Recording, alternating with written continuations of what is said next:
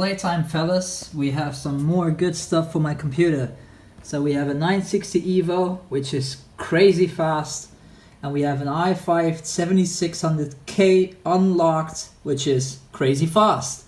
And I thought before I'm gonna water cool my i5 6400, I would just make sure to get the one I want, and then when I get my water cooling, it will actually be worth it, because this one can be clocked above 5 gigahertz. I'll try to get it to like 5, not much higher, but it's just a cool number. But yeah, I'm gonna run the i5 and the 960 Evo, so yeah, let's unpack these bad boys. So like I said, i5 6400, completely new, sealed. The fun thing is, in about 1 hour somebody comes to collect my i5 6400. So that's why I'm installing it right now, so he will have his processor to be installed in his motherboard, which he's gonna bring. So this one comes without a cooler. I have the TX3 temporary till I get my water cooling, so I'll be fine. But there it is. It's actually smaller than I would have thought. 7600K unlocked. Dope. So I'm gonna have to uninstall my old and install this one and make sure the box is back together. So I'll be right back. Actually gonna first unbox the 960 Evo real quick. I cheat because I already had it unboxed, so yeah, let's just do this. It's very odd because I've seen videos of people getting it and they had it in a black box, and I actually got mine in a white box, which it doesn't really matter, but yeah. I'm gonna do the same thing as I did with my 850 Evo for my laptop. I'm gonna use Macrium Reflect to clone the drive. Why Macrium? Because that one makes Windows work. So when I install this one like this and screw it on and clone the drive, it will just work without even modifying anything. I don't have to reinstall Windows or anything. So alright, so here we have my temporary cooler till I get the water cooling. I cleaned it up, so you can see it's looking very shiny.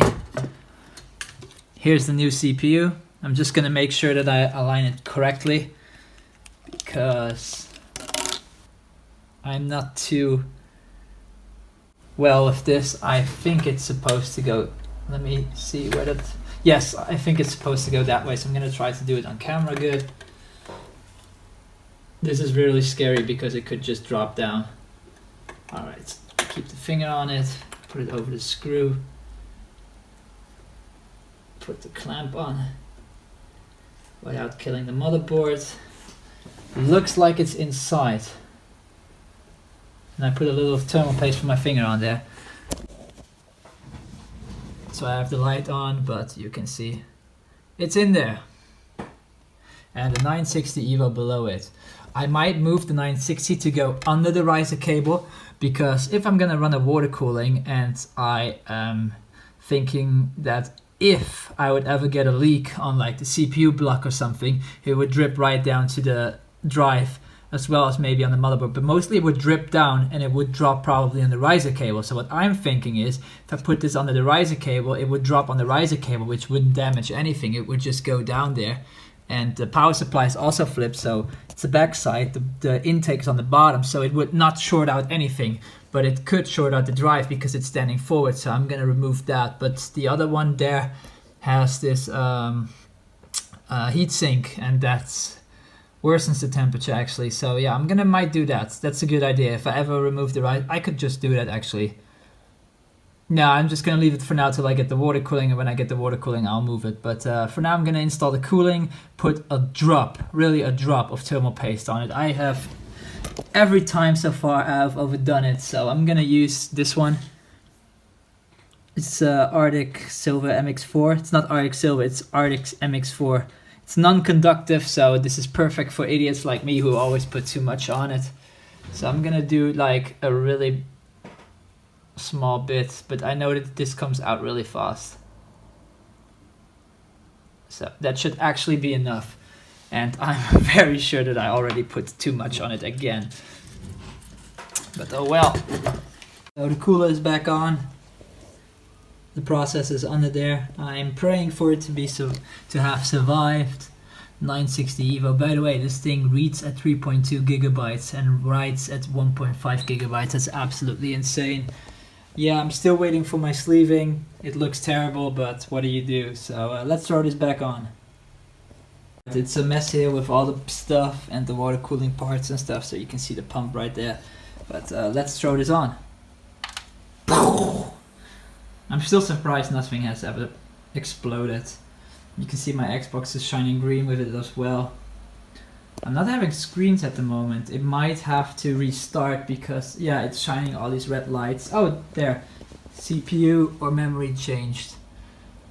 And I have not connected my keyboard. So the system is running. I had some issues with the BIOS. It actually enabled RAID, and for that reason I couldn't boot Windows, but it took me like 10 minutes to figure out.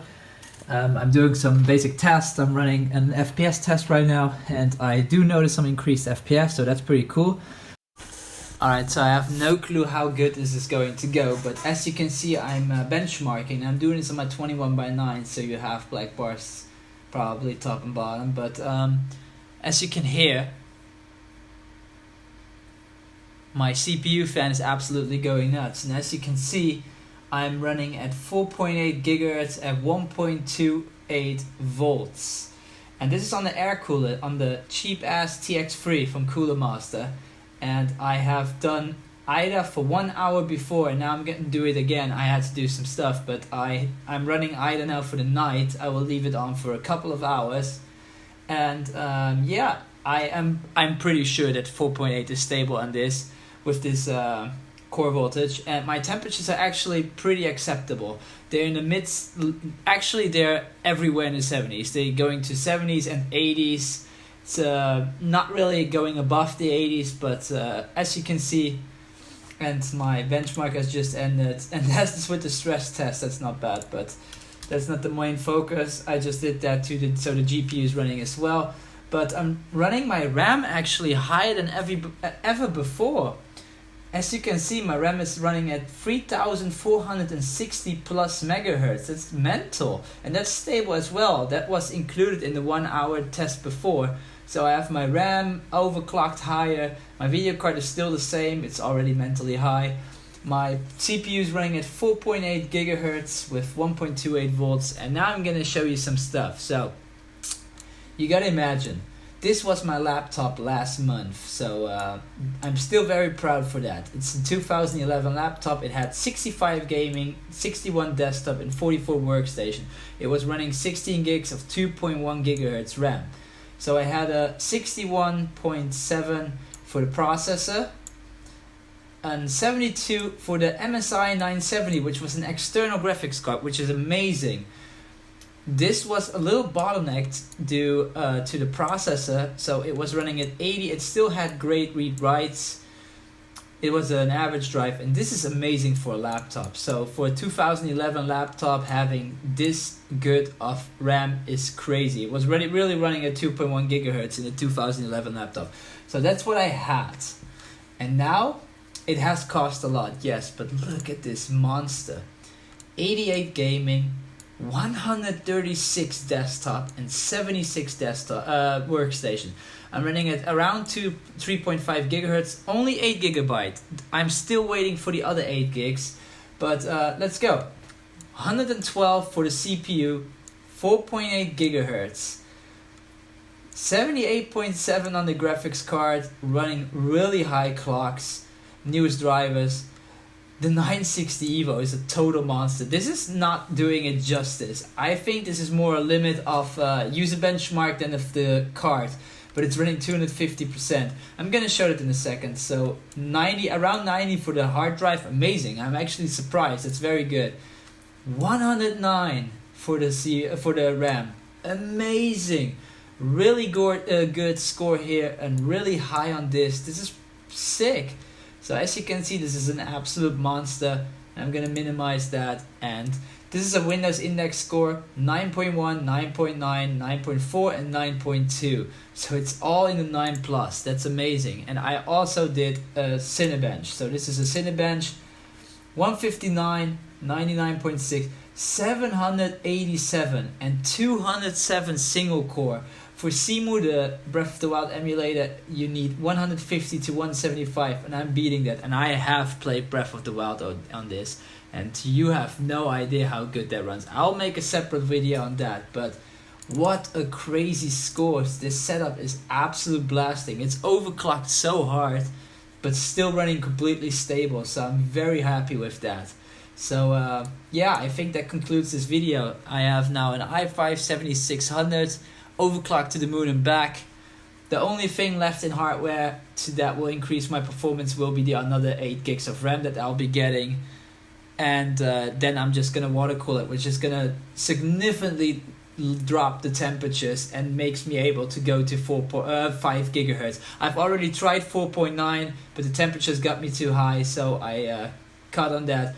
And I have a lag spike right now, and I'm recording, so I'm not sure how that goes. So the recording is actually working. I have too many stuff going on at the same time, so I'll see how the recording goes. But yeah, amazing. The 960 Evo is also a total beast. Oh yeah, and that's just something I'm gonna quickly do.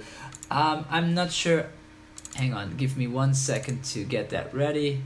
I'm not sure how that's gonna work while benchmarking, but I'm just gonna do a quick, so you can see the SSD speeds. 1.35 write, and then around 2.5 reads. Not bad while doing benchmarks, but you can see absolutely mental. It can do 3.2 and 1.5, but I haven't seen it go above 2.7 in read. I have seen 2.55 in write for some reason, which is higher than it should be, but yeah, so that's my video for today. Stay tuned for the next updates. Thanks for watching. Bye.